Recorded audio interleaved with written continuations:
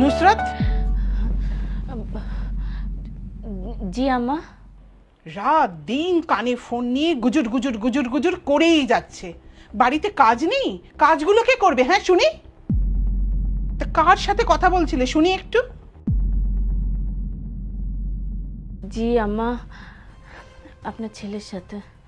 হায় আল্লাহ, ছেলেটা তো আমার কাজ করতে গেছে, ওখানে ফুর্তি করতে তো যায়নি। তাকে একটু কাজ করতে দাও মহারানী। রোজার মাস, আমি রোজা রেখেছি, কোনো হুঁশ জ্ঞান আছে তোমার? কখন আজ ইফতার বানাও আমি শুধু এটাতে দেখবো। আমিও তো রোজা রেখেছি আম্মা। তো তুলনা করছো আমার সাথে? তোমার বয়স আর আমার বয়স কি এক নাকি? যাচ্ছি যাচ্ছি আম্মা। হ্যাঁ তাই যাও, কোনো কমেন্ট নয়। আল্লাহ, কি যে একটা বউ এসছে ঘরে।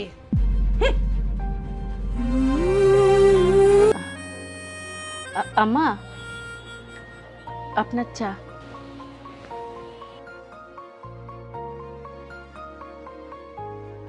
আম্মা বলছি, একটা কথা ছিল। বলে ফেলো। এবারে তো আমার আব্বু আম্মুর কাছে একদিনও ইফতার পাঠানো হলো না। কাল বাদে পরশু ঈদ। আপনার ছেলে বলেছে ঈদের যা বাজার করা হয়েছে আপনার সাথে বসে ঠিক করে নিতে, কোনগুলো এখানে থাকবে আর কোনগুলো আমাদের বাড়ি পাঠানো হবে। আর যেগুলো বাকি থাকবে সেগুলো আপনার ছেলে বলেছে আবার কিনে আনবে। আসলে এই বাড়িতে আসার পর থেকে নিজের আব্বু আম্মুর জন্য কোনোদিন হাতে করে কিছু কিনতে পারিনি। এবারে আপনার ছেলের সাথে যাব আম্মা ঈদের বাজার করতে। একদম না, কোনোভাবেই নয়। শোনো, এই মহল্লাতে না আমাদের পরিবারের একটা সুনাম আছে। এই পরিবারের বউরা ব্যাগ হাতে করে কেউ বাজার যায় না। আর তুমি এত কথা কেন বলছো বলো তো? বাড়িতে মুরব্বিরা আছে, আমার ছেলে আছে, কে কোথায় যাবে আসবে, কে কি দেবে সব ওরা ঠিক করবে। তুমি কেন কথা বলছো? যাও তো, কাজ করো এখন। চাটা যে বানিয়ে এনেছো, আমার রোজা আছে তুমি জানো না? মনটা কোথায় থাকে শুনি? আম্মা আমি যাও এখান থেকে।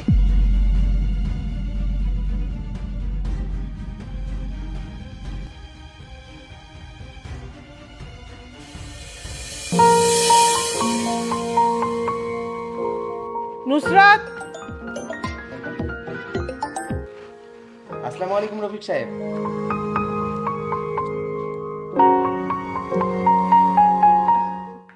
জি আম্মু। ঈদে এই শাড়িটা আম্মুকে দিও। আর শোনো, এই 300 টাকা তোমার আব্বুকে দিও। আর আব্বুকে বলো আমাদের বাড়িতে না কারোর সময় নেই যে বাজার গিয়ে জিনিসপত্র কিনবে, ঠিক আছে? আর ভাই আছে তো, ভাইকে এই 200 টাকা দিও। পাশের বাড়ি লিয়াফত চাচা আছে, ওনার মেয়ের তোমাদের মহল্লাতে বিয়ে হয়েছে, ওনার হাত দিয়ে পাঠিয়ে দাও। যাও। আম্মু আপনি কি বলছেন? এই 200-300 টাকা আমি ঈদে আব্বু আম্মুকে পাঠাবো? মানে তোমার ব্যাংকে কি লাখ লাখ টাকা তুমি মজুত করে রেখেছো? তাহলে সেখান থেকেই পাঠাও তুমি। কি হয়েছে আম্মু? ঈদের উপহারে ওনার মন ভরছে না। পারলে ব্যাংক উজাড় করে ওনার আব্বু আম্মুকে পাঠাও। এই যে শোনো, এটা খুশির ঈদ, যে যতটুকু পারে খুশি মনে পাঠায়। এই সময় না অত লোভ করতে নেই। কিন্তু আম্মু তাই বলে নুসরাত, কেন মুখে মুখে তর্ক করছো? আম্মু যা দিয়েছে নিশ্চয়ই বিবেচনা করে দিয়েছে। তোমাদের বাড়ি থেকে যে পাঠিয়েছে তা তো আমাদের বাড়ির চাকর বাকররাও পড়ে না। যা জিনিস পাঠিয়েছে আছে যে পড়বে। মানে কি বলতে চাইছো তুমি? না, আসলে এই বাড়িতে তো কোনো চাকর নেই, তাই আপনার কথাটা আমি বিচার করে ঠিক বুঝতে পারলাম না। আর এই বাড়িতে চাকর বলতে একমাত্র আমি। নুসরাত, হচ্ছে নাকি? এখনই আম্মুর কাছে মাফি চাও। ভুল তো কিছু বলিনি, আমি মাফি চাইবো না। মাফি চাইতে পারবে না? দেখবে আমি তোমার কি করি, দেখবে। কি করবে? আমার গায়ে হাত তুলবে? শুধু একবার আমার গায়ে হাত তুলে দেখো, আমি সঙ্গে সঙ্গে পুলিশে যাব। তুমি আমাদেরকে পুলিশের ভয় দেখাচ্ছ? ভয় পাচ্ছ বুঝি? যাক, ভেবেও ভালো লাগলো যে নিজের আম্মুকে ছাড়া পৃথিবীতে অন্তত কাউকে সমীহ করে চলো।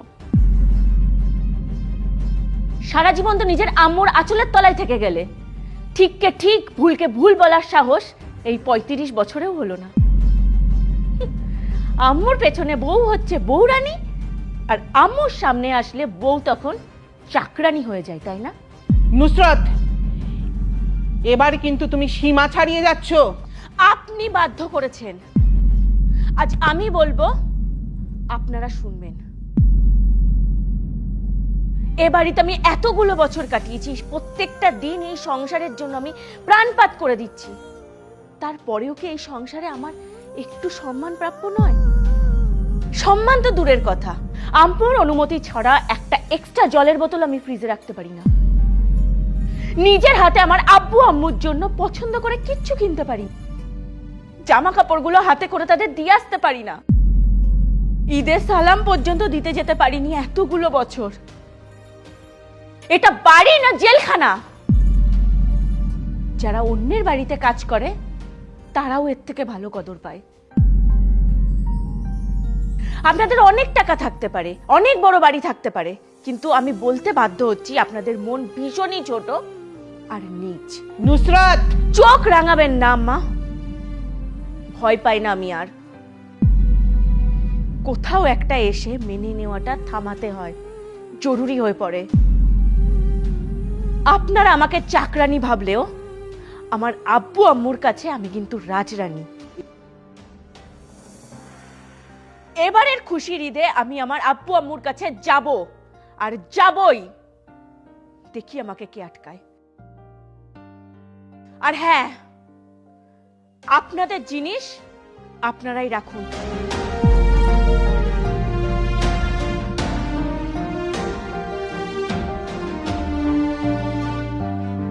হায় আল্লাহ, কি কাণ্ড হলো! কিছু হয়নি তো আম্মা? তবে এবার হবে, আমার সংসারটা এবার ভেঙে যাবে। ঈদ মোবারক।